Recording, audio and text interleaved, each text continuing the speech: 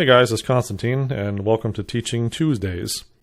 In this video, I'd like to demonstrate how to use the multi-order feature in Iris and a new feature that we actually added on top of that, which is the ability to duplicate an order during a multi-order sale. This is something that was highly requested from a lot of our members, so I'm going to show you how that works now. So pretty much a multi-order is just the ability to be able to enter in multiple sales at the same time, multiple deliveries, pickups, and so forth, and then being able to process all of those orders on one transaction. So to do that is very simple. If we're going to start, let's say, a new order, for example, and we drop in just a couple of items here, and we'll make this a delivery sale. We'll search for myself, and we're going to add this customer to the order, some recipient information, a delivery date, and we will do a card message.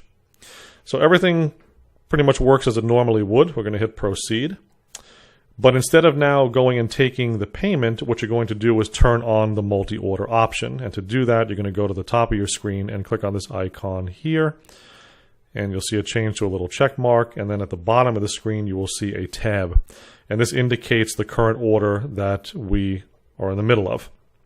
So there's a couple things you can do here. One is I can start a new order by clicking on the plus sign. And this essentially creates a blank template. Okay, you'll see that it does retain the customer that I did search for. Okay, so we're still dealing with that same account, so it does that automatically. But because it's a blank template, it goes and defaults to the walk-in type because we haven't really done anything yet. Clean slate, same customer. However, if I go back to the original order and instead of doing an add, I do a duplicate this time. So this is the new feature that we've added here. If I click on the duplicate button, you'll see what happens. It copies now and creates another order, order 3, but it reloads everything that I had in that original order. The product data, pricing, customer, all the recipient information, and it defaults back to that specific order type that we copied, which in this case is a delivery. And if I go inside of that tab, you'll see that everything is identical. So I'm going to go to proceed again. Now you can always just mouse over each one of these tabs here and get some of the details inside of that order if you need to just quickly just get some information out of it. You can also remove. So if I, let's say, select this tab and I want to get rid of this blank template, just click on the minus sign and that will remove that order for me. So now I have two orders that are identical to each other using the duplicate feature. Of course, every order can be completely unique with its own recipient, its own card message, everything. So once you get everything in place and you are ready to finish the sale, you are simply going to go here to process payment like with any other transaction. We will click on that. We're going to choose our payment method. Let's say this is cash just for simplicity. And we'll hit process.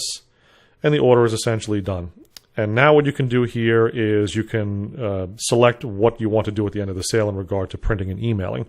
If you select everything, what will happen is an email will go out with two separate emails actually will go out with the specific details of each transaction.